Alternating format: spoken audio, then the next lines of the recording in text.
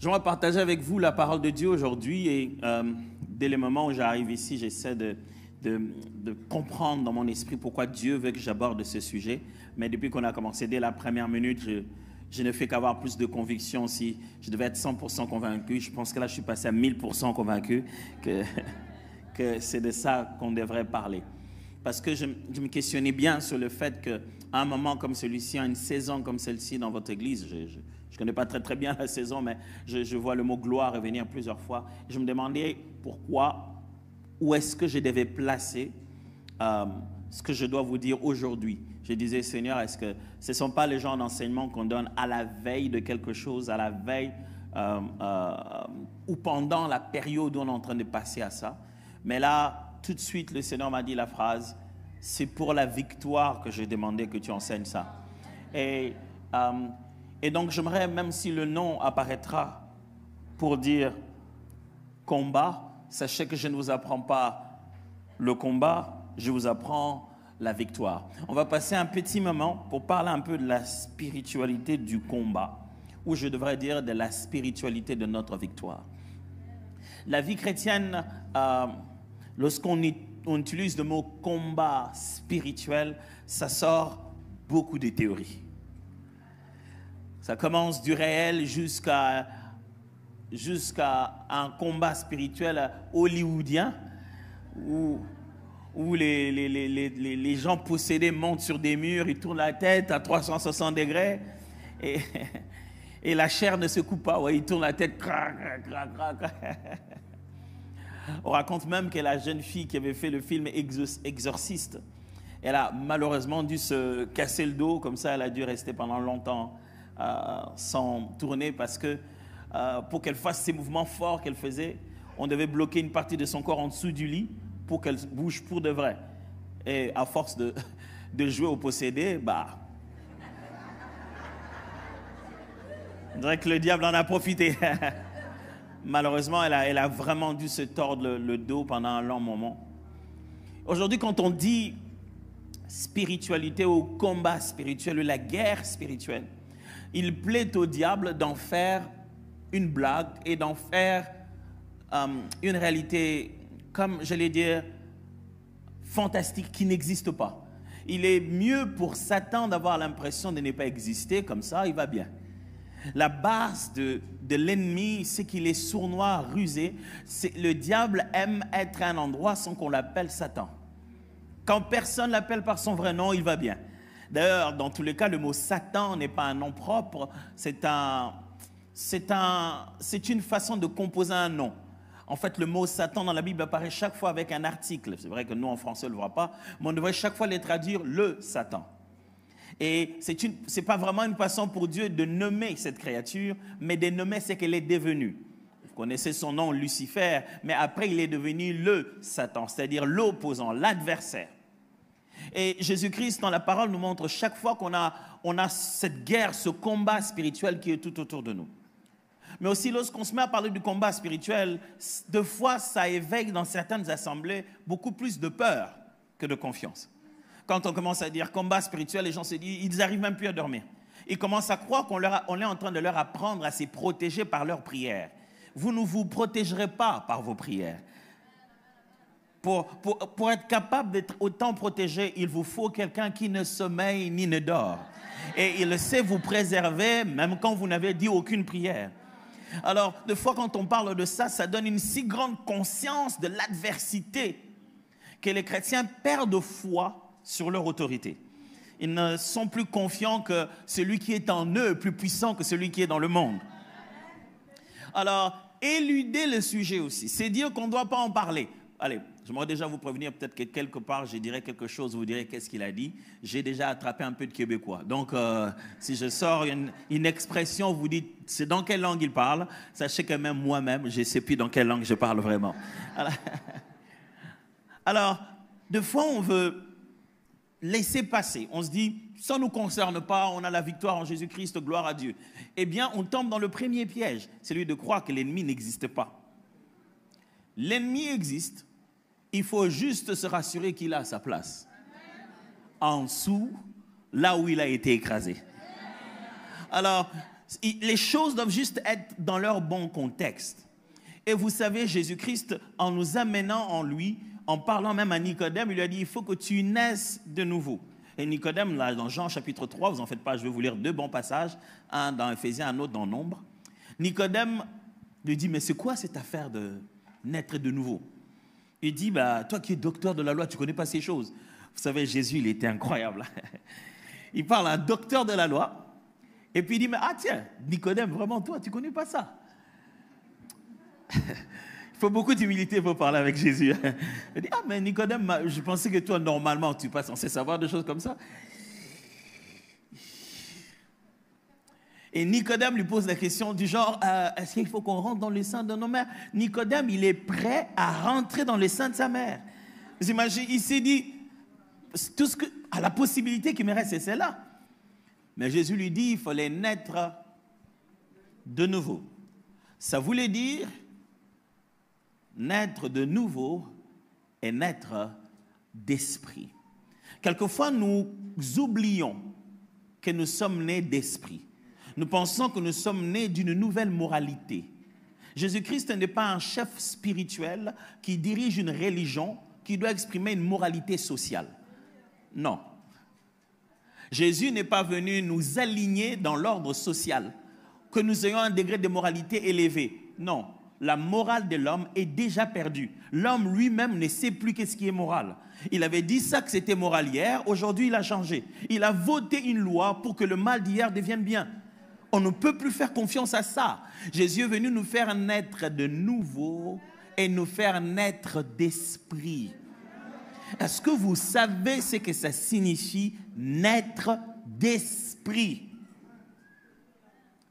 Donc, il vient, il fait un si grand sacrifice à mourir sur la croix, juste pour que nous naissions d'esprit. Ça doit être important, ça.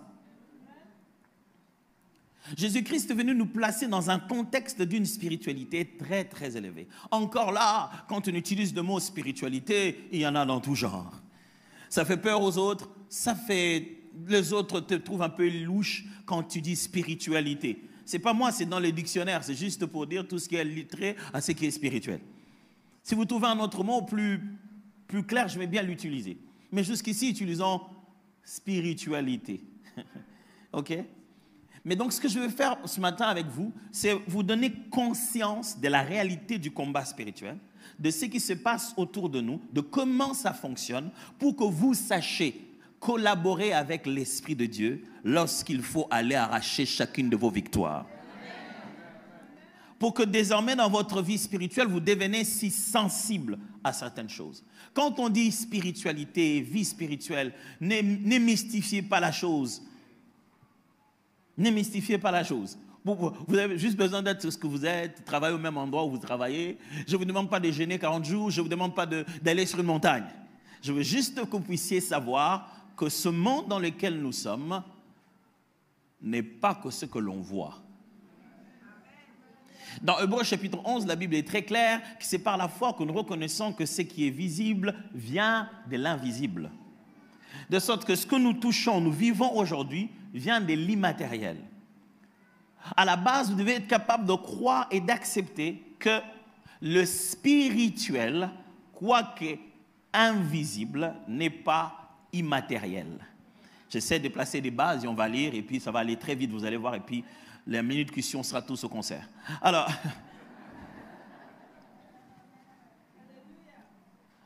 ce qui est spirituel, quoique de fois invisible, n'est pas immatériel.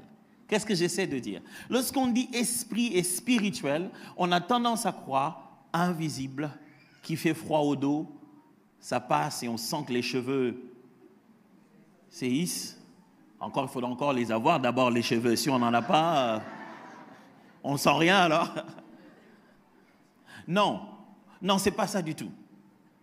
Quand on dit spirituel encore, on se dit... Vous savez, des fois, on pense que quand c'est spirituel, il doit y avoir une petite musique qui vient derrière, genre...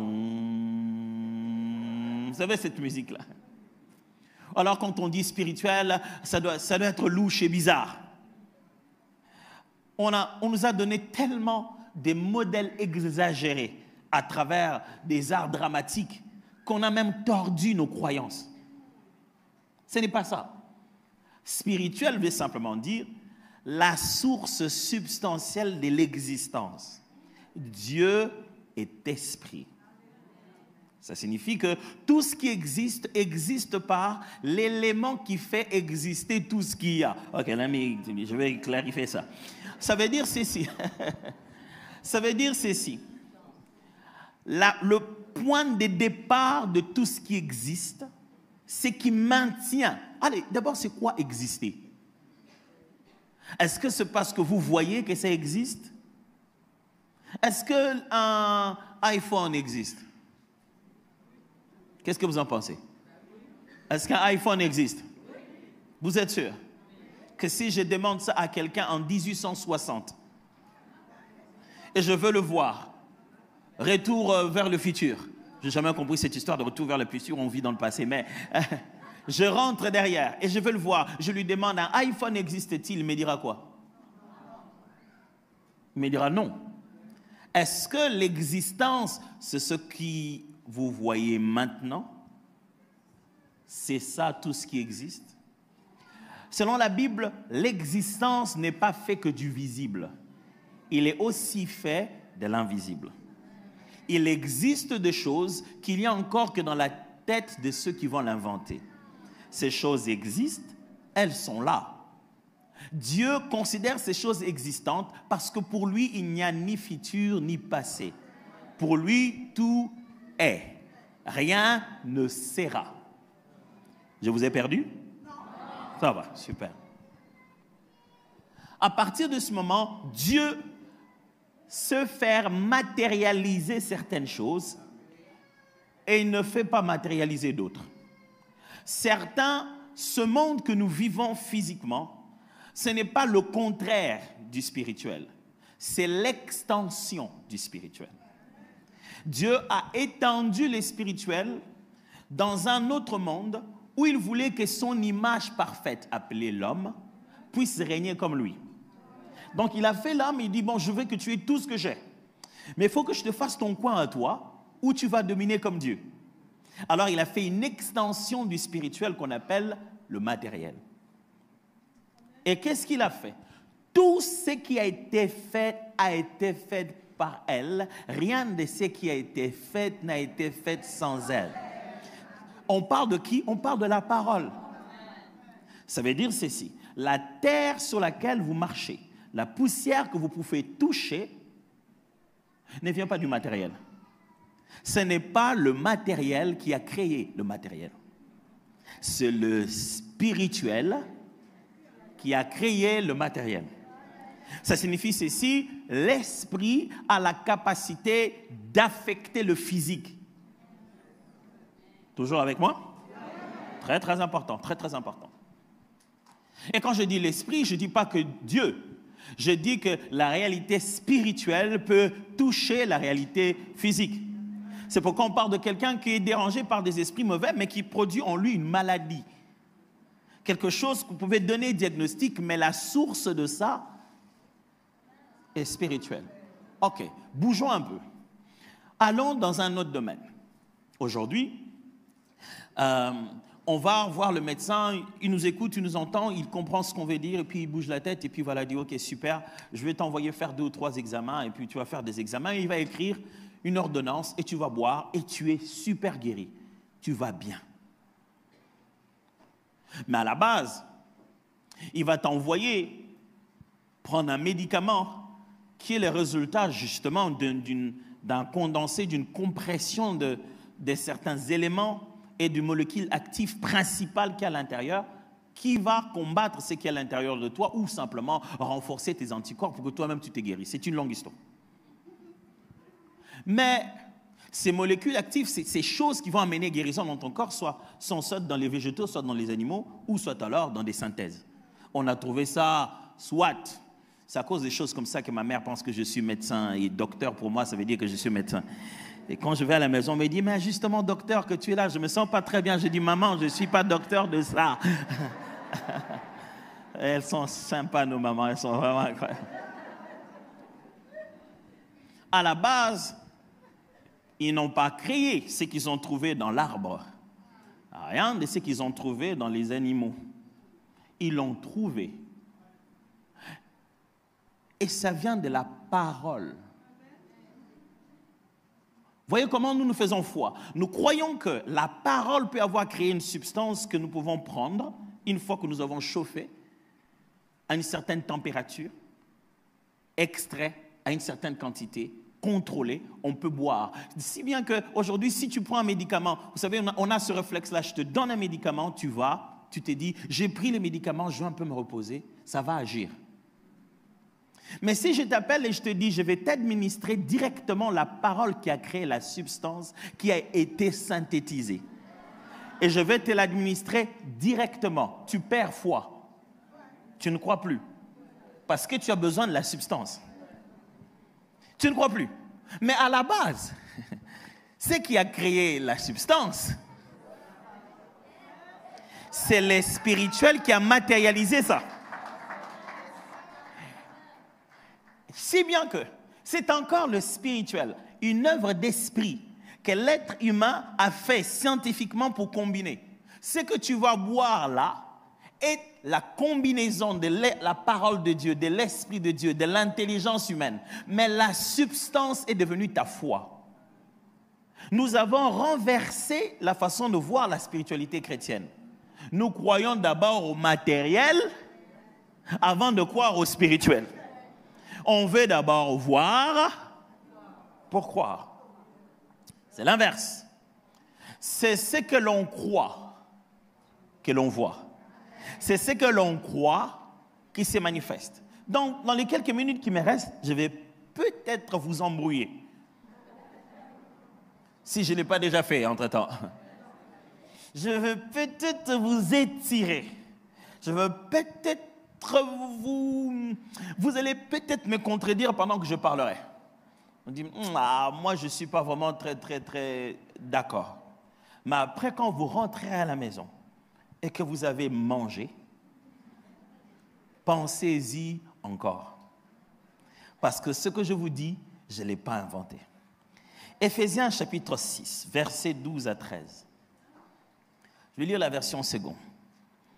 Car nous n'avons pas à lutter contre la chair et le sang, mais contre les dominations, contre les autorités, contre le prince de ce monde des ténèbres, contre les esprits méchants dans les lieux célestes. Vous avez entendu notre combat? Alors, je vais vous annoncer, il va y avoir un combat entre celui qui porte la ceinture et son challenger. D'un côté du coin du ring se trouvent nous, enfants de Dieu remplis du Saint-Esprit, avec acclamation. De l'autre côté, nous allons combattre, non pas contre la chair et le sang. Du coup, on ne s'attend pas à voir quelqu'un venir. Parce que ça va être ni chair, ni sang. Je suis en train de vous lire un texte post-testamentaire, un texte qui se trouve après la croix de Golgotha. Alors, vous n'allez pas me dire, ça c'était quand Jésus n'était pas mort. Je suis en train de vous lire un texte après que Jésus soit mort, ressuscité, écrit par les disciples, l'apôtre Paul, sur le terrain, l'envoyant aux pharisiens, plutôt aux Éphésiens. Donc, je vous lis un texte qui nous va vraiment très bien. De l'autre côté, pas contre la chair ni le sang, mais contre les dominations. C'est quoi les dominations? Contre les autorités, contre les princes de ce monde des ténèbres. What? Il n'y en a pas un seul, il y en a plusieurs. Les princes, il y a un monde des ténèbres. Alors, ce n'est pas le monde des ténèbres qu'il y a dans le film de Thor.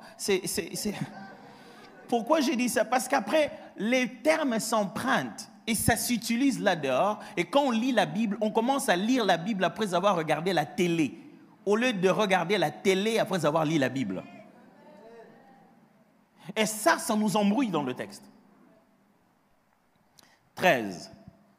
C'est pourquoi prenez toutes les armes de Dieu afin de pouvoir résister dans le mauvais jour et tenir ferme après avoir tout surmonté. Ça, c'est un bon texte. C'est-à-dire, même si la liste est longue, on va tout surmonter. Ce qui préoccupe Paul, c'est après. Après les avoir battus, il veut qu'on reste en bonne santé. Il veut qu'après qu'on ait fini le combat, on garde notre bonne santé. La parole de Dieu est intéressante. Laissez-moi vous lire la même chose dans la version parole vivante. Comme ça, principauté, autorité, ça va devenir un peu plus clair. Et je précise, je n'ai pas encore écrit des versions des Bibles. Donc, ce n'est pas moi qui invente tout ça. Toujours le même texte, version parole vivante. Car ce n'est pas seulement notre combat à nous qu'il s'agit. Nous n'avons pas à lutter uniquement contre notre nature terrestre, ni contre des simples ennemis mortels. Ça devient intéressant, ça. Mais contre les puissances occultes, contre une organisation spirituelle satanique, contre les dictateurs invisibles qui, dans les ténèbres, veulent contrôler et régir notre monde, contre la légion des esprits démoniaques dans les sphères surnaturelles, véritables agents du quartier général du mal. Moi, j'allais utiliser ces termes, vous allez dire que j'ai exagéré. Verset 13. Voilà pourquoi il vous faut endosser toute l'armure divine, afin de pouvoir tenir bon au mauvais jour, de faire usage de tout l'équipement que Dieu vous a offert, que Dieu vous offre, et de faire tout ce qui est possible, si vous voulez, repousser les attaques, remporter la victoire sur tous les ennemis et rester maître de la place. Intéressant. Des fois, on n'a pas besoin de faire de commentaires de la Bible, il suffit juste de la lire. Maintenant, avec ces textes, je crois qu'on peut partager les mêmes termes. Les termes deviennent clairs. On ne l'invente pas, il existe bien une organisation spirituelle satanique. Il existe bien des dictateurs qui, dans l'invisible, veulent gérer notre monde. Il existe bien des puissances occultes. Et ce ne sont pas des théories de complot. Bien avant YouTube. J'insiste parce que la force de l'ennemi, c'est de banaliser sa position. Comme ça, vous ne pouvez pas croire à ça. Je vous lis un autre texte. Nombre, chapitre 22, versets 1 à 13. Une assez belle lecture, comme il n'en arrive que dans la Bible. La Bible, il y a des fois où les ânesses parlent, les ânes parlent, et c'est la Bible. Nous, on n'arrive pas à croire ça jusqu'à ce qu'on fasse en intelligence artificielle, alors là.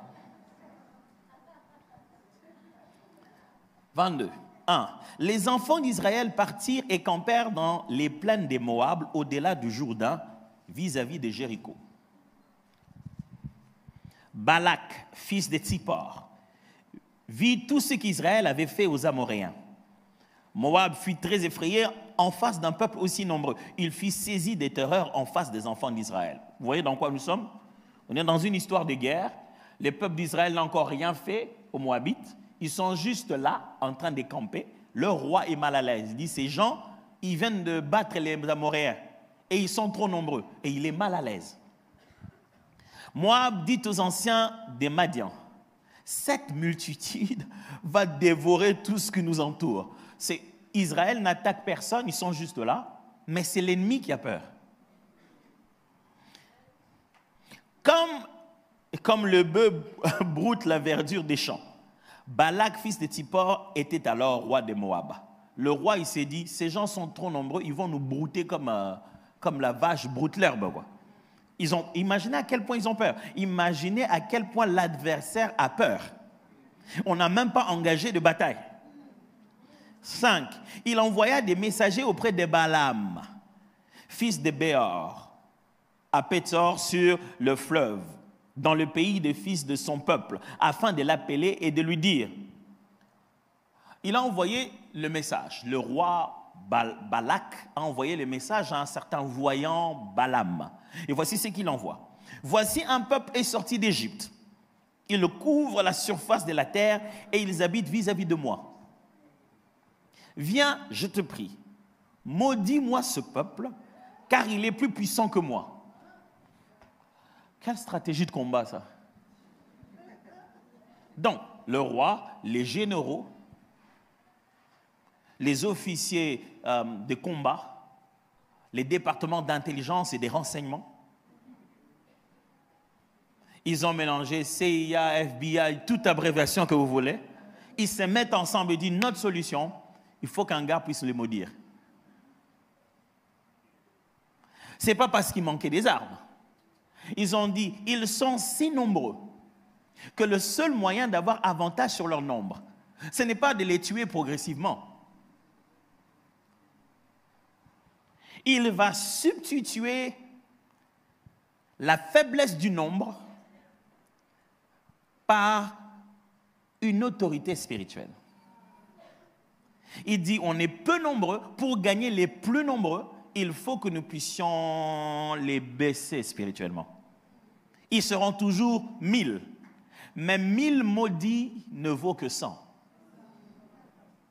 Est-ce que vous me suivez très bien là? Il dit, la valeur de leur nombre n'aura plus le même impact sur terrain pendant la guerre s'ils sont sous une influence spirituelle. Alors, il dit, viens, je t'ai pris, maudis ce peuple, car il est plus puissant que moi. Oh, il y a un moyen de diminuer la puissance et l'avantage naturel que Dieu a donné aux gens. La personne est naturellement puissante parce qu'ils sont plus nombreux. On peut rendre un peuple puissant faible. Et il sait quoi faire. Et il a appelé celui qui fait ça. Il dit, peut-être ainsi pourrais-je les battre et les chasserai-je du pays, car je sais que celui que tu bénis est béni et que celui que tu maudis est maudit. Wow. Il ne parle pas à Dieu.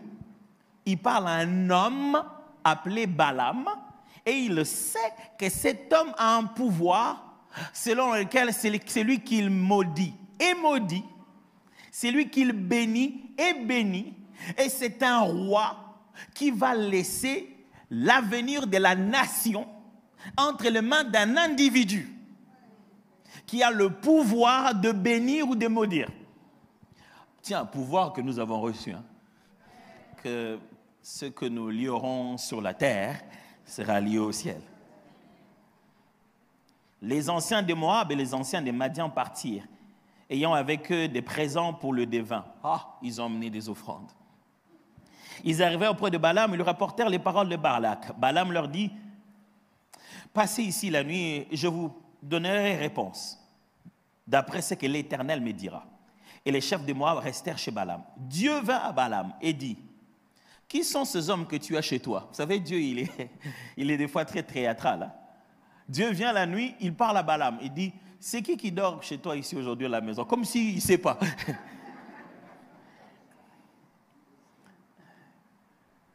Balaam répondit à Dieu. Balak, fils de Tsippor, roi de Moab, les a envoyés pour me dire, voici un peuple sorti d'Égypte, il couvre la surface de la terre. Viens donc, maudis-les, peut-être ainsi pourrais-je les combattre et les chasserai-je. Dieu dit à Balaam, tu n'iras point avec eux. Tu ne maudiras point ce peuple, car il est béni. Ok. Moi, j'ai un problème avec ces textes. Dieu, si tu sais que même si Balaam parle, ça ne fera rien, pourquoi tu l'arrêtes? Moi, je considère que Balaam va parler, ça ne fera rien au peuple d'Israël parce qu'ils sont bénis. Pourquoi Dieu est-il préoccupé par Balak? Pourquoi Dieu est-il plutôt préoccupé par Balaam? Pourquoi va-t-il l'arrêter à la source? Pourquoi il ne laisse pas juste venir raconter des choses qui ne se feront pas? Parce que Dieu est un Dieu de principes spirituels très, très forts, que de fois, nous ne comprenons pas comment ça fonctionne. C'est là que vous posez la question. Dieu a envoyé un ange pour venir détruire parce qu'il n'a pas aimé l'attitude que David avait. David s'est mis à se prendre pour un roi spécial en comptant le peuple d'Israël pour savoir combien de gens il a. Dieu a dit non, mais attends, moi je t'ai pris que tu deviennes roi pour que je sois roi à travers toi. Maintenant tu te comportes comme s'ils étaient à toi. Voilà ce qu'on va faire. Je vais le tuer, puisque c'est toi le roi, protège-le. Le Seigneur a commencé à massacrer les peuples.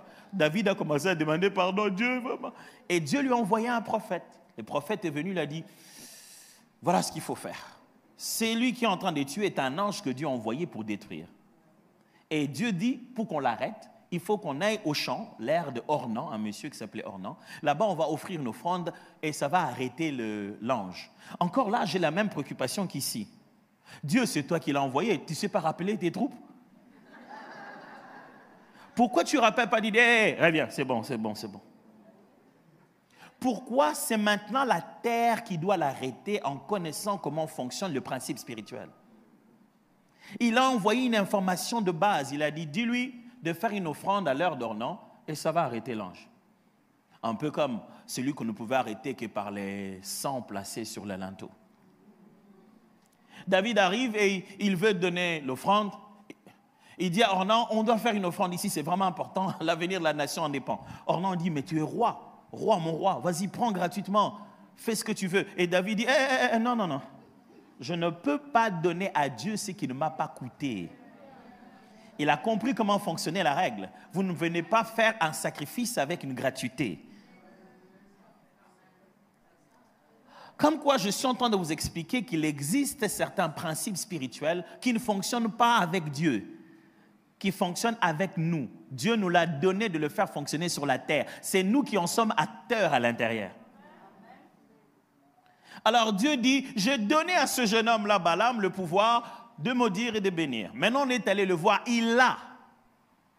Je ne veux pas qu'il l'utilise mal. Donc, je dois arrêter Balaam. Il dit, ne va pas avec eux. Parce que ce peuple-là, il est béni. Tu ne dois pas aller les maudire. Balaam s'éleva le matin, il dit au chef de Balak, allez dans votre pays, car l'Éternel refuse de me laisser aller avec vous. Vous connaissez l'histoire, hein? Après, ils ont changé de présent. Ils l'ont corrompu autrement. Il a commencé à sentir dans son cœur, peut-être que Dieu veut que je parte. Jusqu'à ce que Dieu lui a dit, et quoi, tu veux partir? Pars alors. Pendant qu'il part, il se rend compte que l'animal, la monture sur laquelle il était, ne faisait que le cogner. Il s'est levé, il a commencé à tabasser l'animal. L'animal dit, ah tiens, de tout le temps que j'étais avec toi, est-ce que je t'ai déjà fait ça? Quand un animal te parle, normalement, tu cries.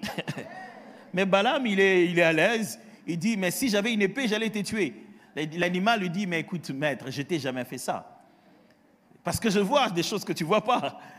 Parce qu'il y avait une ange avec une épée déjà préparée à aller faire du mal s'il continue à partir. Dieu, pourquoi tu es jusque sur le point de vouloir tuer Balaam pendant que tu n'as qu'à rendre sa malédiction sans effet? Aujourd'hui, c'est juste d'abord pour bien vous faire réfléchir ça très très bien dans la tête. Je vais dire certaines vérités au sujet de la réalité du combat spirituel et on va prier. Vous l'aurez compris, et ça c'est une affirmation de base que j'aimerais faire avant tout. À travers ces textes de combat, je l'ai choisi celui de l'Ancien Testament pour illustrer très bien ce que Paul essaie d'expliquer dans Éphésiens. Vous êtes dans un contexte de combat dans l'Ancien Testament, mais vous voyez la dimension spirituelle dans un combat physique. À travers ce combat, vous voyez que la guerre n'est pas au niveau du corps. Même dans l'Ancien Testament, on savait qu'il n'y a pas à combattre avec la chair et le sang. Même derrière la chair et le sang se trouve une spiritualité à combattre. Ils allaient faire une guerre avec les épées, mais il a eu d'abord besoin d'avoir plus de meilleurs angles, gagner de l'avantage dans la dimension spirituelle de la chose. Mais comme vous l'avez vu là, et comme ça se montre partout dans la Bible, je vais commencer par cette affirmation parce qu'elle est très très importante. Sachez-le bien les amis, l'ennemi nous combat parce qu'il craint notre force. C'est parce qu'il craint ce que nous représentons. Le diable ne te combat pas parce qu'il a juste la capacité d'écraser tout ce qui passe devant lui. C'est par peur, c'est par terreur qu'il réagit. Comme Balak a regardé, il a dit, ce peuple nombreux, il va nous massacrer. Le diable est hanté par l'image des possibilités, des choses que nous pouvons le faire. Pour quelqu'un qui a déjà eu un souvenir d'une tête écrasée en public, quand il voit venir les gens de la même race, il dégaine en premier. Même quand il nous voit passer au cours de la rue, on passe, on n'a rien fait à personne, on ne fait que passer, il dit, ces gens je les connais, ils passent comme ça, après ils vont me laisser une cicatrice. Frères et sœurs, tu n'es pas dérangé parce que tu es faible. Tu es dérangé parce que tu as quelque chose. Écoute-moi, si tu as l'impression que... Pourquoi c'est si dur comme ça, Seigneur? Pourquoi c'est si dur? C'est si dur parce que tu es si fort, parce que tu es si puissant. Ce genre de choses n'arrivent qu'aux gens de ta catégorie à toi. La réaction de l'adversaire, de l'ennemi vis-à-vis de nous montre de quoi il a peur. Frère, ce n'est pas à toi d'avoir peur. C'est toi qui fais peur. Si tu vois quelqu'un marcher seul et on veut lui faire du mal, les gens viennent par vingtaines.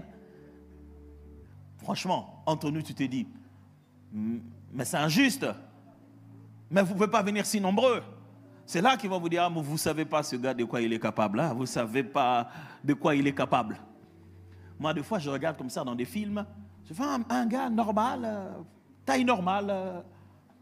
Il va quelque part et puis les gens sortent avec des couteaux, des bâtons. Et ils ne bougent même pas. Et ils les regardent. Alors surtout ça, si c'est un film de Bollywood, ils le regardent longtemps. Et ça fait... ce qui va se passer là, vous allez aimer. Les temps que celui-là lève la main, il a déjà tapé tout le monde et... Et c'est dans ces films-là que tu te rends compte, oh, il devait venir assez nombreux. Le gars, il était beaucoup plus fort que je l'imaginais. Mon frère, si tu continues à vivre malgré les attaques de l'ennemi, malgré les mauvais songes avec lesquels tu te réveilles, malgré les combats de Satan, malgré l'oppression, mais tu es encore là, c'est que celui qui est en toi est plus puissant que celui qui est dans le monde. C'est la preuve que quelqu'un a peur. Je ne sais pas si je parle à quelqu'un ici, mais quelqu'un quelque part a très très très peur de ce que cette église peut faire. La raison de tes batailles, c'est la peur qu'on a de toi. Pourquoi tu n'as pas confiance en toi-même? Et ils le savent. Toi, tu te dis, non, mais bon.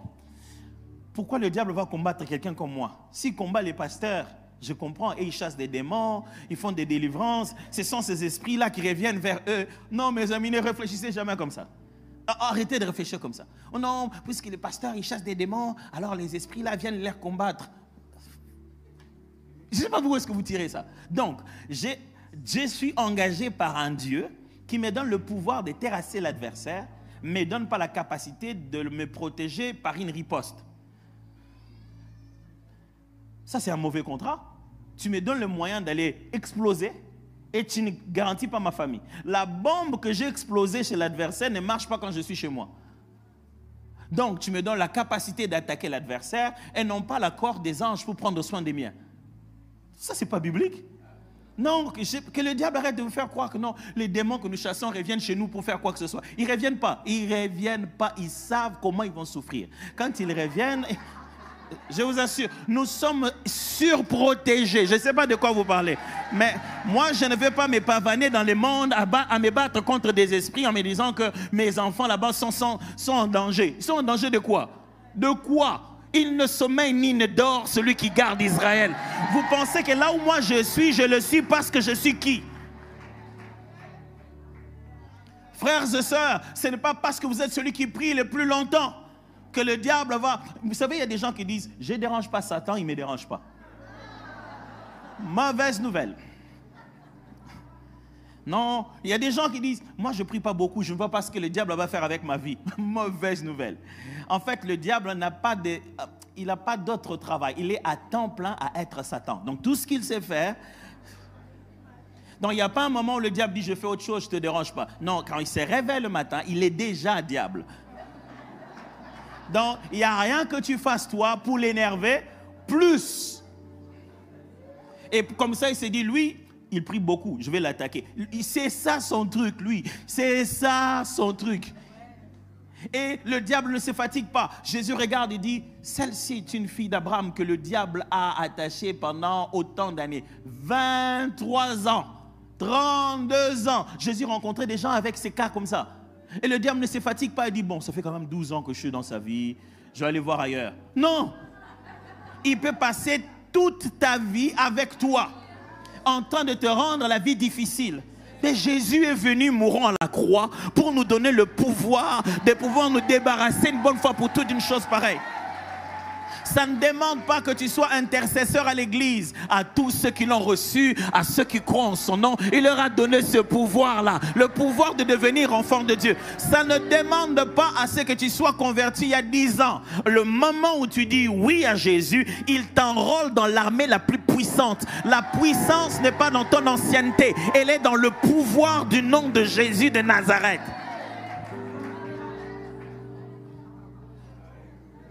Mais alors, ce texte nous montre aussi ces choses. Premièrement, les armes spirituelles influencent le combat physique.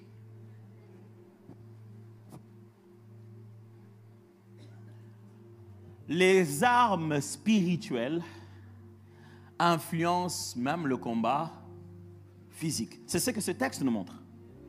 Ce texte montre que devant une guerre physique, le roi s'est dit, je préfère le prendre spirituellement.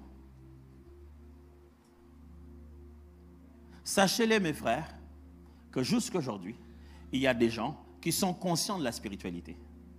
Pendant que nous, on ferme les yeux pour prier, ils font autre chose. Et ils le savent que s'ils veulent avoir de l'avantage, il faut qu'ils trouvent d'abord un moyen de toucher au spirituel. Parce que quelqu'un me suit très bien.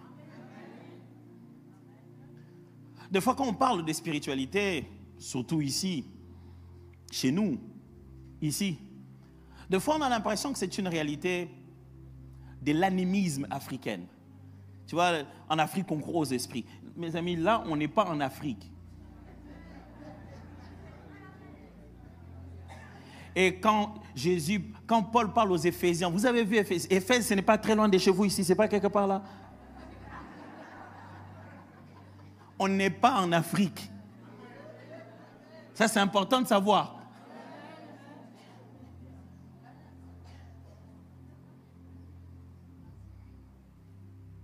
Ce n'est pas par manque de développement, parce que la science n'a pas beaucoup évolué. Aujourd'hui encore, on continue à croire que la forme d'intelligence primitive est beaucoup plus élevée que celle d'aujourd'hui. Que les gens de structure, que les gens qui nous ont précédés ont bâti sans les moyens que nous avons. On se pose la question, avec quelle forme d'intelligence ils ont bâti ça? Ce n'est pas parce qu'ils étaient moins intelligents. Tout ce que nous avons aujourd'hui, c'est eux qui ont inventé. Nous avons fait progresser leurs initiatives. Donc, ce qui est spirituel est réel. Vous savez, avec la spiritualité, le problème c'est quoi? Même si vous ne croyez pas que ça existe, vous la subissez. Même si vous ne croyez pas à ça, vous subissez. Vous ne croyez pas qu'il y a réchauffement climatique? Vous allez voir quand vous allez transpirer. Ouais. Vous avez le droit de croire, de ne pas croire. Mais quand il va faire chaud, il ne fera pas moins parce que vous ne croyez pas. Vous serez là en train de dire, moi je ne crois pas à ces trucs, franchement moi. Ouais, vous ne croyez pas à ces trucs. Les choses dont je vous parle n'existeront pas avec votre foi. Elles sont. C'est à vous de décider si vous savez et vous savez qu'elles existent et comment intentionnellement opérer dedans. Le texte montre que dans un combat qui est physique, dans une réalité qui est matérielle, pourtant l'influence vient du spirituel. J'ai une question à vous poser. Combien y a-t-il de choses dans votre vie qui en réalité sont manipulées spirituellement? Combien y a-t-il de choses dans votre vie qui en réalité viennent des esprits? Combien y a-t-il de conversations dans votre vie où vous pensez que vous parlez juste entre vous, mais la conversation est spirituelle? Quand je dis spirituel, ça ne rime pas avec démoniaque d'abord. Parce que l'esprit supérieur sur la terre, c'est l'esprit de l'homme. Dieu a donné à l'homme de régner ici. Quand vous parlez avec un être humain, vous parlez déjà avec quelqu'un qui a un esprit. La conversation est déjà spirituelle. La preuve, c'est que quelqu'un de fâché peut vous énerver. Il a préparé d'utiliser, vous vous souvenez, ce qui a créé tout sur la terre, c'était quoi encore déjà? La parole, un attribut que Dieu a donné qu'à l'être humain, pour être capable d'affecter le monde spirituel. Un homme, par une conversation, par la parole, peut te transférer ses états d'esprit. Tu es venu souriant et il t'a donné 3-4 mots. Tu as explosé. Quand je parle des spirituels, je parle d'interaction d'esprit. Et je ne parle pas d'abord de démoniaque. Mais alors, d'autres vont puiser justement dans les mauvaises sources. Des mauvaises sources spirituelles. Et veulent contrôler notre monde. Je vous ai dit. Il y a des gens qui veulent nous contrôler. Ils ne veulent plus te faire que de la publicité. Il veut être garanti que quand il va montrer son histoire, toi tu vas acheter. Il ne veut plus parier si tu pourras ou pas acheter. Il veut avoir le pouvoir de te faire faire ce qu'il veut.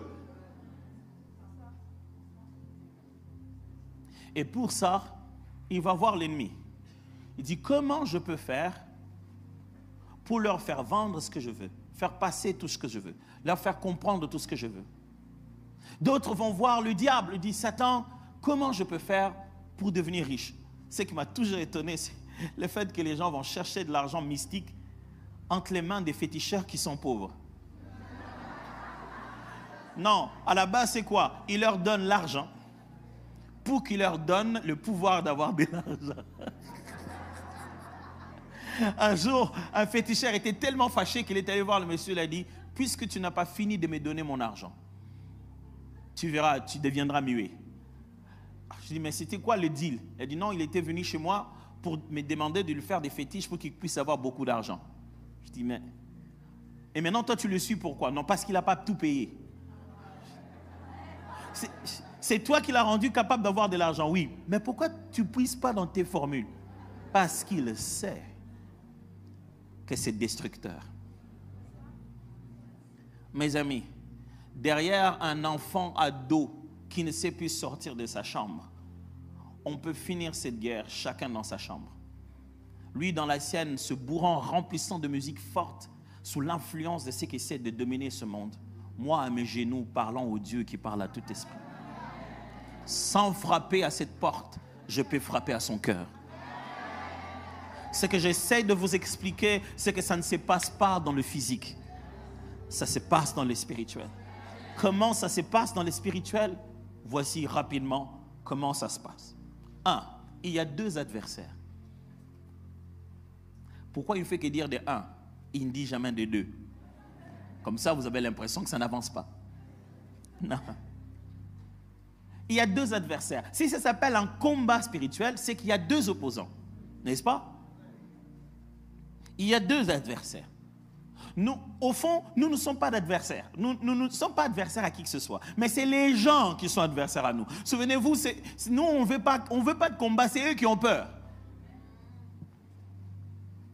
Nous combattons Satan, les démons, les humains. Nous combattons tout.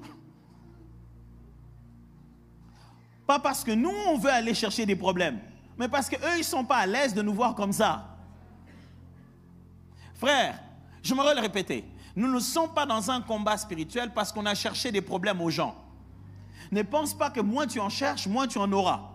Non, il est de la nature de l'adversité du diable, du monde, des êtres humains d'être en combat avec nous. Même quand tu auras tenté d'être gentil avec tout le monde, ta gentillesse sera la raison de ton combat. On dira, il est trop gentil pour qu'il se... Je ne sais pas, vous avez déjà vu cette image? Moi, je vis ça sur Internet.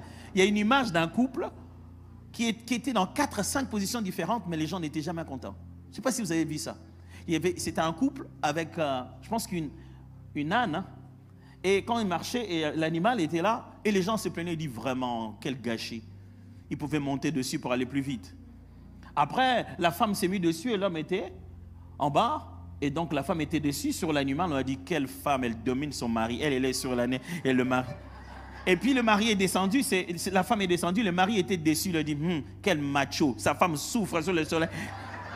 Et puis, après, ils se sont mis tous deux sur l'animal. On dit, pauvre bête. Regarde comment on est en train... Mes amis, ça ne dépend pas de vous. Vous aurez bien souhaité que votre enfant que vous avez élevé chez vous fasse une carrière sans faute. Mais l'ennemi en a contre lui. Vous regardez un enfant, vous dites, Dieu, qu'est-ce qu'il a fait au monde? Il n'a besoin de rien faire. C'est qu'est-ce que le monde lui est en train de lui faire? Est-ce que tu es là à rester passif, à voir le monde lui faire ça? Ou tu comprends comment fonctionnent les réalités spirituelles et tu sais arrêter cette affaire-là au plus vite? Donc, sachez-le, si ça s'appelle combat, c'est qu'il y a deux adversaires. Et il y a deux camps qui s'opposent. Deuxièmement, enfin, je suis arrivé à un deuxièmement. S'il y a deux adversaires, si ça s'appelle combat, deuxièmement, c'est qu'il y a un terrain. C'est-à-dire, il y a un lieu de bataille. Où est-ce qu'on se bat? Si on doit se battre, vous devez le savoir, si on doit se battre, il faut qu'il y ait un terrain. Il faut qu'il y ait un lieu de combat.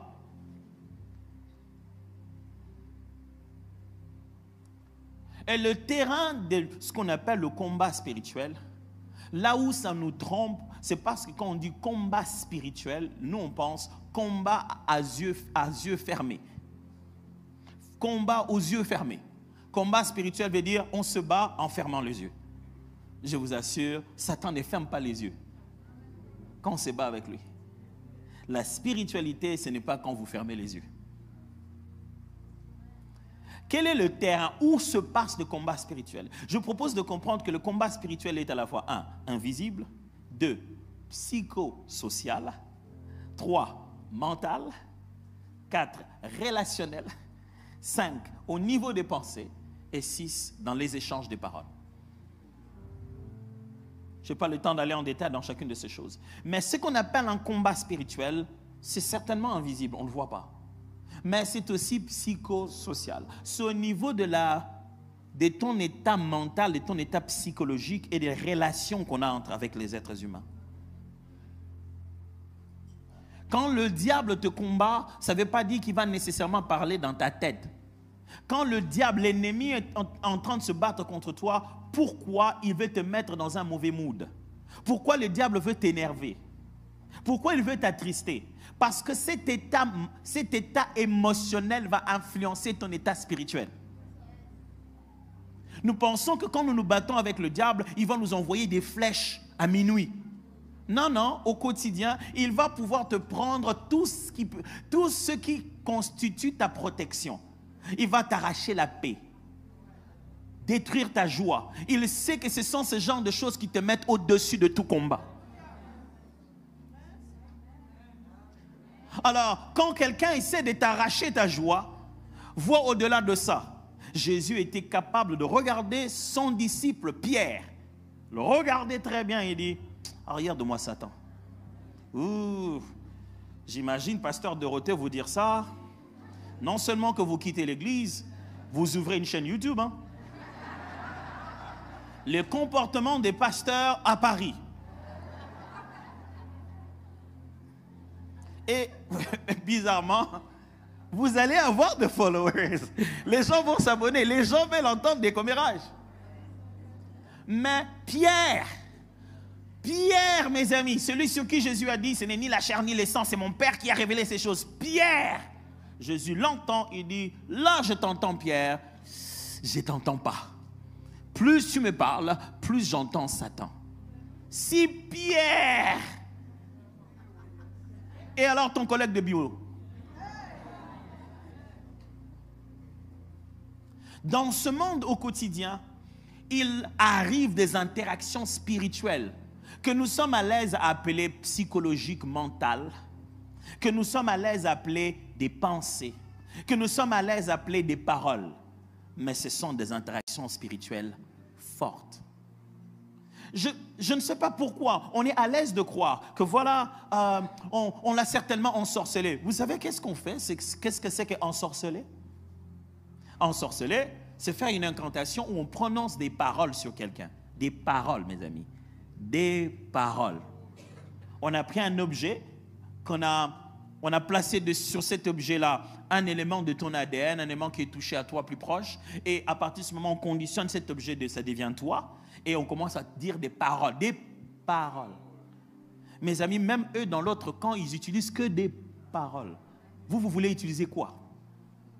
Le terrain où se passe la guerre spirituelle, ce sont les conversations de tout le jour, les rencontres de tout le jour, l'état de ton esprit, ces petites pensées que tu développes à force d'être exposé à ça. Troisièmement, s'il y a combat spirituel, c'est qu'il y a des armes. Il y a une façon de se armer pour faire ce combat. Si c'est la boxe, on s'arme de nos poings. Mais s'il y a combat spirituel, ça veut dire qu'il doit y avoir des armes capables de toucher dans chaque camp. Toujours avec moi?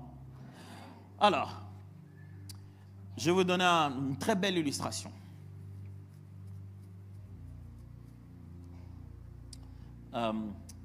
Quel est le nom du champion du monde de boxe ces derniers temps? Ça fait longtemps que j'ai boxé, moi. Citons des noms connus, des noms connus. Citons Tyson, tout le monde va reconnaître Tyson. Citons Tyson. Alors, il semble que Tyson, il y a une compétition entre Tyson et Lionel Messi. Comment s'appelle ce sport? Footboxing?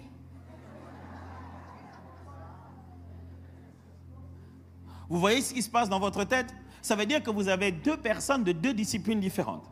Donc, Lionel Messi vient avec son ballon de foot, Tyson vient avec ses poings. Ce n'est pas le même sport. On ne peut pas se battre. Ça signifie qu'on doit tous être réglementés d'une même manière, je vais arriver, mais on doit avoir aussi les mêmes formes d'armes qui soient capables d'atteindre l'un et l'autre. Je ne peux pas t'atteindre avec un ballon. Mon ballon n'est pas offensif. Tu vois, on est dans deux sports différents. Mes amis, si c'est une guerre spirituelle, les armes sont forgées de sorte à s'atteindre dans les deux sens. Alors, si vous croyez, non, ça c'est Satan qui a fait ça. Si vous croyez, ça c'est l'ennemi, ça c'est spirituel. Si vous croyez que la spiritualité de l'adversaire peut vous atteindre, croyez que la vôtre peut l'atteindre. Si on ne peut pas s'atteindre, ce n'est plus une guerre, ce n'est plus un combat spirituel, on ne peut pas savoir qui a gagné. Sachez que quand vous parlez dans votre chambre et que vous déclarez les puissants noms de Jésus, sans avoir rien ressenti, quelqu'un ailleurs ressent quelque chose. Parce que toi, tu ne vois pas ce qu'ils font quand toi tu ressens ce que tu ressens. De la même manière, eux, ils ne voient pas non plus ce que toi tu fais chez toi. Sache-les qu'ils ressentent quelque chose. Et puis, s'il y a des armes dont je ne veux pas parler aujourd'hui, malheureusement, s'il y a des armes, il y a aussi des normes. Je viens de le dire. On ne peut pas dire à la fin que quelqu'un a gagné s'il n'y a pas de règles communes. Parce qu'après un match entre Tyson et Messi, qui a gagné? Messi sortirait peut-être là-bas complètement défoncé. Autant qu'il aura dribblé Tyson. Il y en a qu'un qui ira à l'hôpital. Hein? Et on sait qui c'est. On ne se sera pas battu selon les normes. Dieu qui est le maître de tout esprit, c'est lui qui a établi les normes. Les normes d'une spiritualité telle que un ange envoyé par Dieu comme Gabriel peut être arrêté et emprisonné par le prince de Perse et être libéré par Michael. Je ne sais pas si vous comprenez de quoi il parle. Je n'invente rien de tout ça. Rien, c'est dans le livre de Daniel. Lorsque Daniel a tellement attendu l'ange et que l'ange Gabriel vient lui dire, il dit, tu sais, je t'ai venu à longtemps, hein, mais quand je venais, il y avait le prince de Perse ici, il parle d'un autre esprit, d'un autre ange déchu, qui m'avait emprisonné. C'est-à-dire un ange déchu peut passer par des principes qui lui a donné de l'avantage sur un ange de Dieu. Je ne sais pas si vous suivez très bien ce que ça explique. Et ça lui a donné de l'avantage au point de tenir emprisonné un ange qui est venu de Dieu. Et dans ce même univers, un autre ange vient de Dieu et libère celui-là. Et il va continuer sa mission. Mes frères, il se passe des choses que nous ne voyons pas. Et il y a des normes qui doivent être respectées dans les deux sens. Sinon, ça ne va pas marcher. Ça signifie que s'il y a des normes, sachez-le très bien, tout ne se passe pas dans la prière. La spiritualité chrétienne, ce n'est pas quand vous fermez les yeux. Et j'aimerais insister sur ça. Le fait de s'avancer,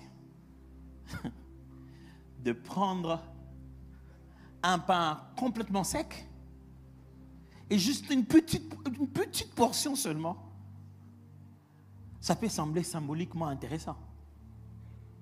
Et on nous a dit, c'est la chair et c'est le sang de Jésus. On boit ça parce que Jésus est mort à la croix. Vous me direz que vous avez raté quand même un épisode. On ne boit pas ça parce que Jésus est mort à la croix. Jésus a institué cela avant de mourir. Il n'était pas encore mort qu'il leur a dit, prenez ceci et mon corps. Et écoutez ce qu'il dit, que je donne pour vous.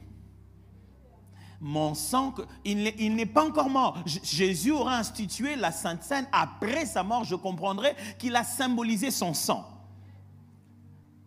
Mais s'il l'institue avant, il est en train de poser un geste d'une spiritualité très élevée. Que vous ne pouvez pas juste vous dire, ben moi je peux m'en passer, je n'ai pas faim. Ce n'est pas une question d'avoir faim. S'il nous demande de faire ça, il nous demande de consommer dans le visible quelque chose qui renforce une réalité spirituelle dans notre esprit.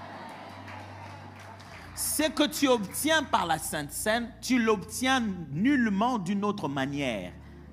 Je ne sais pas si je me fais comprendre. Il n'y a pas de substitution dans le principe spirituel.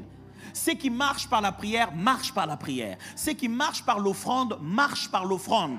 Si bien que Dieu dit, cet ange va massacrer les gens, ne me priez pas. Prenez le sang. Mettez sur vos linteaux. Toi, tu te dis, mais Seigneur, moi, je suis un homme de foi. Je crois à un Dieu puissant. L'ange là ne me fera rien. Le Dieu puissant a dit, prenez le sang, mettez sur les linteaux. Non, mais moi, je crois que Dieu est un Dieu qui visite les gens. Quand Dieu, on n'a pas besoin d'autre chose. Le Dieu tout-puissant a dit, prenez le sang, mettez sur les linteaux. La spiritualité a ses normes. Ce n'est pas de la science, ce n'est pas de la morale, c'est de la spiritualité. Ça peut sembler banal, contradictoire et même refusé par l'homme charnel. Il peut même penser que c'est qu'est-ce que ça vaut. Qui d'entre nous ne sait pas que l'argent que nous donnons comme offrande, Dieu ne le bouffe pas? Vous ne l'avez jamais rencontré dans un supermarché, hein? Il dit, ah tiens, ben, je suis en train de dépenser l'argent que vous m'avez donné, tu vois l'argent. Vous pensez que c'est quoi? C'est inventé par les églises pour se faire les poches? Quelle est l'offrande de la Bible que vous avez vu Dieu consommer? Jamais? C'est toujours les gens qui brûlaient ça. C'est toujours les hommes qui amenaient ça, qui les brûlaient. Pourquoi il les brûlait? Il les brûlait pour dire qu'on ne peut plus rien en faire. On l'a sacrifié à ta gloire. On l'a donné. Ça sort de notre possession. Ça devient tout à toi. Si vous voulez, on peut brûler vos billets des banques. Hein? Pour que vous soyez vraiment sûr que ça part chez Dieu. Mais seulement, vous devez savoir qu'on brûlera une partie. Parce qu'il faut couper une partie pour le sacrificateur, couper une partie pour le fonctionnement du temple. Donc, qu'est-ce qu'on fait? Pourquoi je vous dis ça? Vous êtes en face d'un principe spirituel, mais le monde vous montrera tous les côtés matériels de la chose, et vous ne comprendrez plus que vous êtes en train de faire fonctionner une spiritualité. Votre cœur va être rempli d'égoïsme, et vous ne voyez plus où se trouve la spiritualité de la chose. Mais qu'est-ce qu'il y a de spirituel dans le pain là qu'on a mangé? Qu'est-ce qu'il y a de spirituel dans les mains que vous levez là, tout à l'heure? Ça ne va même pas aller au ciel, les mains là. Frère, c'est spirituel. Vous êtes dans une autre réalité. Il faut respecter les principes et les normes de comment ça fonctionne spirituellement. Mais pourquoi il faut imposer les mains aux malades? Pourquoi il ne faut pas imposer la tête? Pourquoi dans le corps humain, l'organe de transmission spirituelle est la main? Pourquoi depuis l'Ancien Testament, le sacrificateur posait les mains sur le bouc pour y transférer les péchés du peuple et faisait sortir le bouc en dehors du temple? On n'a pas inventé ces choses. C'est comme ça spirituellement. N'essayez pas de tenter le côté scientifique de la chose. On parle d'un autre sport. Ne jouez pas au football pendant que l'ennemi est Mike Tyson. Ça, c'est les chrétiens d'aujourd'hui. L'ennemi entre, il est bien préparé. Nous, on vient avec un ballon, on se met à jouer. Non, mais voilà, mais vous savez quand même, on est chrétien, mais il faut avoir les 2 pieds sur terre. Reste planté sur terre. Moi, je me prépare à aller au ciel.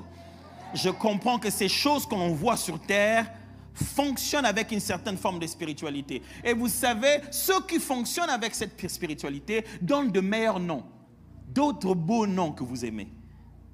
Ces noms-là, vous les acceptez. Vous dites que non, mais ça c'est pas spirituel, ça c'est normal. Qu'est-ce qui est normal? Non, ça c'est normal. C'est bien qu'aujourd'hui, quand il faut expliquer à quelqu'un la profondeur de certaines vérités bibliques, il faut t'y prendre scientifiquement, il va mieux accepter. Si je lui dis qu'à tous ceux qui l'ont reçu, ils sont nés de nouveau, ils peuvent transmettre une nouvelle sémence en eux, ce qu'ils sont devenus, c'est ce qu'ils donneront à leurs enfants. Ça, vous n'êtes pas à l'aise. Mais si je vous explique l'épigénétique, ça, vous croyez. Il faut juste changer de jargon pour que je dise la même chose. Ou bien vous voulez croire au Créateur, ou vous voulez voir ce que l'homme a découvert de ce que Dieu a déjà fait. Quand l'homme découvre, vous dites, ah, c'est réel. Il a fait que découvrir. Vous savez, nous aussi, on est un peu choqués en Afrique. Hein? Donc, quand Christophe Colomb arrive, il voit un truc, on dit, il a découvert l'embouchure. Il était là. Découvrir, ce n'est pas inventer.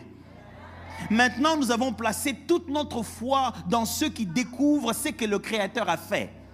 Et nous avons perdu foi au Créateur. Pasteur, tu as beaucoup parlé aujourd'hui. Ouais. Qu'est-ce que tu voulais dire? Je voulais vous dire que c'est plus que ce que nous voyons. Le monde qui nous entoure est fait d'une certaine forme de spiritualité dans lequel nous avons tout avantage. Je voulais vous dire que ce qui est matériel se commande au spirituel. Je voulais vous dire qu'il y a des principes, des gestes que nous posons dans le physique, dont toute l'utilité est spirituelle. Je voulais vous dire que la spiritualité s'impose à vous, même si vous ne voulez pas. Je voulais vous dire que vous êtes dans une spiritualité qui ne demande aucune adhésion. Oh non, mais moi je ne suis pas dans... Non, à partir du moment où vous êtes un être humain, vous êtes fait d'esprit, c'est parti. Et à partir du moment où vous êtes sur la terre, le diable a fait de vous son problème personnel. Et vous savez, là où le diable est le plus à l'aise, c'est là où on ne parle pas de lui. Là, on pense qu'on vit sa vie. Tu ne vis pas ta vie. Ce que tu crois être ta vie est déjà une distorsion que le diable t'a imposée. Tu prends plaisir au minimum de toi-même. Si tu rentrais près du Seigneur, tu verrais qui tu es réellement. Et ce que je dis ici, je vous dis que celui qui est en nous est plus puissant que celui qui est dans le monde. Et une fois que vous avez compris ces choses, ne venez plus à l'église n'importe comment. N'écoutez plus les prédications avec vos têtes. Laissez votre esprit s'ouvrir. Comprenez au-delà des mots. C'est pour cette raison que cette femme a vu Jésus passer. Elle a dit, même le pan de sa robe, ça suffit pour que ça puisse me guérir. À partir de ce moment, on a compris que même le mouchoir simplement de Paul pouvait guérir les malades. On a compris qu'il y avait une telle connexion entre ce que l'on voit et ce que l'on ne voit pas. Mes amis, nous ne sommes pas juste venus dans un beau temple. Il se passe des choses pendant qu'on est là. Et ce qui s'est fait dans ce temple, ce n'est pas que pour le temple. Ça se passe chez vous à la maison. Ce que vous pouvez dire ici a plus de vitesse, sans visa, ni voyage, ni avion. Ça peut arriver dans les fins fonds des endroits, vous ne pouvez pas imaginer. Paul disait aux autres, combattez avec moi. Lui, il était en prison et ils étaient dehors. Mais il dit, il y a une possibilité que malgré votre distance, vous et moi, nous puissions livrer un combat spirituel. Frère, sœur, le combat spirituel est une responsabilité de tous. Ce n'est pas un département où on s'engage dans l'église. Ce n'est pas l'affaire de ta femme qui prie beaucoup. Tu es l'homme de la maison. Tu es le sacrificateur principal. Le combat spirituel de ton foyer te concerne au premier degré. Soyez-en sûrs, quand vous êtes devant le diable, il connaît comment ça fonctionne. il sait ce qu'on appelle la bénédiction du Père, qui est très différente de celle de la mère. Ça n'a pas le même sens. Prenez vos responsabilités spirituelles. Ne soyez pas les hommes qui disent « Ma femme, elle prie beaucoup, elle va prier pour nous tous. » Il y a quelque chose qui a sur vos épaules qu'il n'y a pas sur celle qu'elle est là. C'est nous qui engendrons. C'est nous qui avons la substance qui se multiplie. Elles ont le conservateur, ceux qui donnent chair. Mais nous donnons l'esprit. Alors ne donnez pas votre responsabilité à votre femme.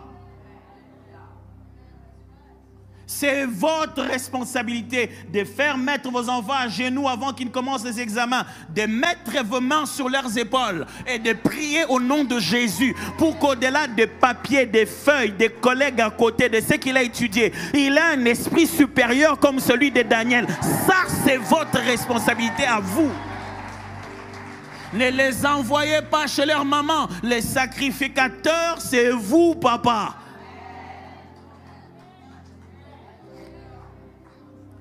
C'est de ça que je parle. Prions.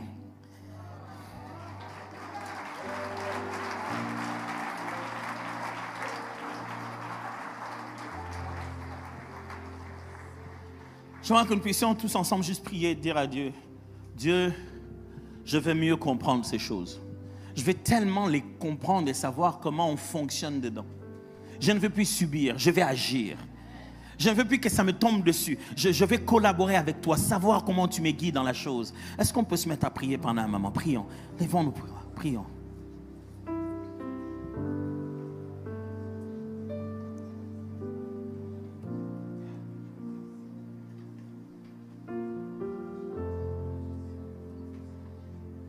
Saint, éternel, à qui a fait ciel et terre. Je t'adore, oh Dieu, je t'adore, oh Dieu. Tout en moi reconnais que tes œuvres sont parfaites. Je t'adore, oh Dieu, je t'adore, oh Dieu. Saint, Saint, Saint. Qui a fait terre, je t'adore, oh Dieu, je t'adore, oh Dieu, tout en moi reconnais que tes œuvres sont parfaites. Moi je t'adore, oh Dieu, je t'adore. Encore saint, c'est saint, saint, saint, saint, ô éternel, toi qui as fait terre et ciel, je t'adore, oh Dieu, je t'adore, oh Dieu, tout en moi reconnais que tes œuvres sont parfaites, je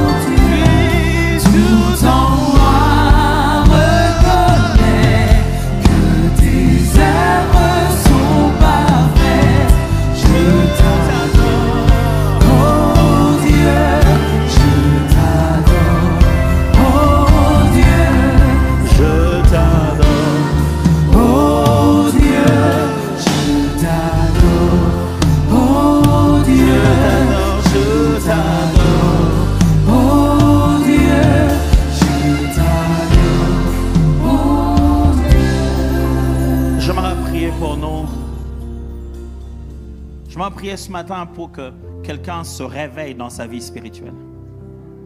Ça fait un moment que tu as accepté ta faiblesse, tu l'as intégrée. Tu as intégré ta lourdeur. Tu t'es même désintéressé des choses spirituelles. L'aspect social, moral de la foi chrétienne, c'est bien. Tu aimes bien ça. Mais tu as peur de la spiritualité parce que tu as peur de devenir bizarre, d'être comme des personnes que toi tu ne voudrais pas devenir. Mais la spiritualité s'impose à toi. Elle est là, elle est réelle. Il y a de temps en temps, tu es tant d'y croire, tu te dis, je ne peux pas quand même imaginer que ça soit ça. Mais aujourd'hui, tu te rends compte qu'il est peut-être possible qu'en réalité, tout ça à la base, c'est spirituel. Et tu te dis, comment on y entre sans devenir bizarre, sans devenir bigot, sans faire excès? Eh bien, sachez-le bien que dans les choses de Dieu, il n'y a pas d'excès. Quand on y est, il faut y être les deux pieds dedans. N'ayez pas peur d'être bizarre. Il ne s'agit pas d'être bizarre. Vous pensez vraiment que c'est normal de prendre la salive, de mélanger la boue et de guérir les yeux de quelqu'un? Mais c'est la spiritualité biblique. Qu'est-ce que c'est que la norme? Est-ce que c'est respecter comment les gens voudraient que vous puissiez être? Ne tentez pas de faire taire ce qui se passe dans votre esprit à cause de la norme que la société vous impose. Vous avez accepté d'être né de nouveau, né d'esprit. Prenez ça à bras le corps jusqu'au bout. En plus, on fait ça chacun dans sa chambre. On prie chacun chez soi. Personne ne va te voir. Je préfère 1000 fois être fou devant Dieu que de tenter de bien paraître devant les hommes pendant que je meurs à l'intérieur de moi. Quelqu'un ce matin doit accepter cette folie de la foi chrétienne.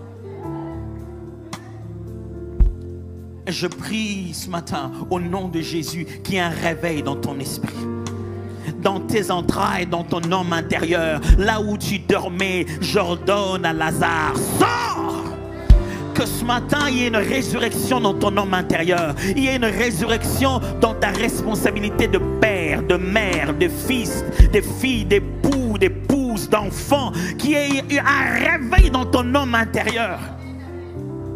Que ce matin tu comprennes à quel point ton travail est spirituel, à quel point cette entreprise est spirituelle, à quel point l'argent que tu manipules a sa spiritualité, à quel point cette affaire au travail a une dimension spirituelle, à quel point à genoux tu peux avoir de meilleurs impacts qu'à tenter de crier et de se défendre, à quel point tu peux changer les circonstances en touchant cela spirituellement, à quel point malgré leur nombre tu peux le battre si tu peux le battre spirituellement d'abord. Ce matin, je prie que les écailles tombent de tes yeux, que la soif des choses de l'esprit revienne dans ton cœur, que tu sois à nouveau assoiffé de fonctionner avec le Saint-Esprit de Dieu, que tu sois à nouveau assoiffé de recevoir de Dieu des visions, des songes, des impulsions dans le cœur, que tu sois à nouveau assoiffé de dire, je crois que Dieu m'a parlé, je pense que Dieu m'a convaincu, que le langage de choses spirituelles revienne sur tes lèvres, la joie de la prière, les plaisirs de louange, que tu deviennes à nouveau passionné de la présence de Dieu, que tout dans ta maison se réveille au nom de Jésus. Il est temps que des héros et des héroïnes se réveillent. Ce n'est plus le temps de subir l'ennemi que tu craignais. Tu viens d'apprendre que c'est lui qui te craint en réalité. Ce n'est pas à toi d'avoir peur. Non, non, non, non, non. Ce n'est pas à toi d'aller dormir en essayant de fermer chaque partie de tes portes. Sache que celui qui te protège, il ne sommeille ni ne dort. C'est dans le bon camp que tu te trouves. Tu te trouves dans le camp des vainqueurs. Tu n'es pas un perdant. C'est de toi qu'on a peur. C'est ton tour de faire peur dans le camp de l'ennemi.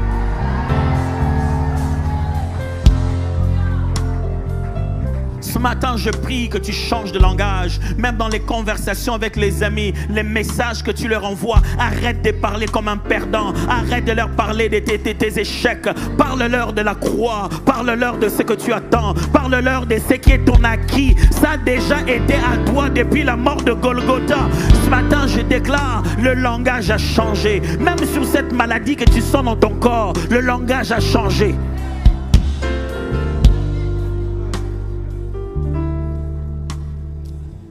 La saison de vainqueur Et alors on verra dans cette église des gens qui vont vaincre les vieilles batailles. On va se dire, mais qu'est-ce qui s'est passé? J'ai vaincu finalement l'ennemi. Le géant a été terrassé. Je confesse, je proclame une saison de terrasser des géants. Une saison des vieilles batailles, de longues batailles. Je parle à quelqu'un, des longues batailles juridiques, des demandes, des administrations, des autorisations de papier. J'ordonne cette semaine, c'est la semaine où la victoire change de côté. C'est le moment où des grands ennemis invisibles vont tomber. Ce que tu appelais signature, ce n'était pas qu'une signature. Ce que tu appelais contrat, ce n'était pas qu'un contrat. Mais parce que tu auras gagné spirituellement, tu verras le contrat physiquement signé.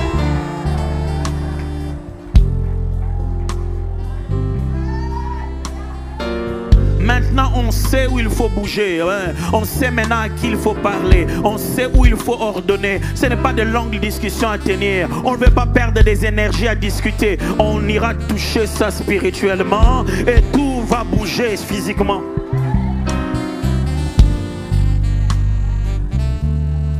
Je t'adore. Adore-les encore. Oh, je t'adore.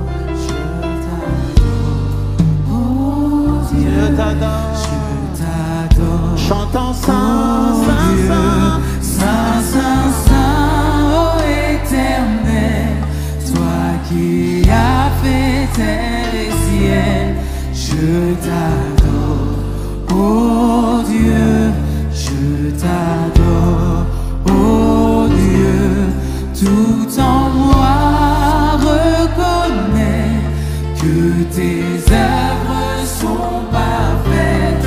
Je t'adore, oh Dieu, je t'adore, Saint, Saint, Saint, Saint, Saint, Saint, oh Éternel, toi qui as fait terre et ciel, je t'adore, oh Dieu, je t'adore, oh Dieu, tout en moi.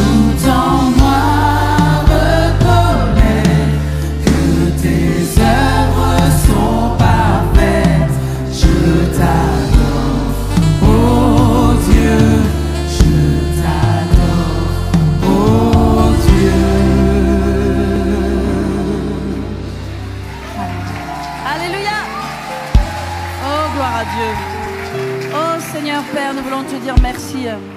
Merci pour ta parole qui a été prêchée, enseignée ce matin et qui vient fortifier, qui vient encourager, qui vient relever.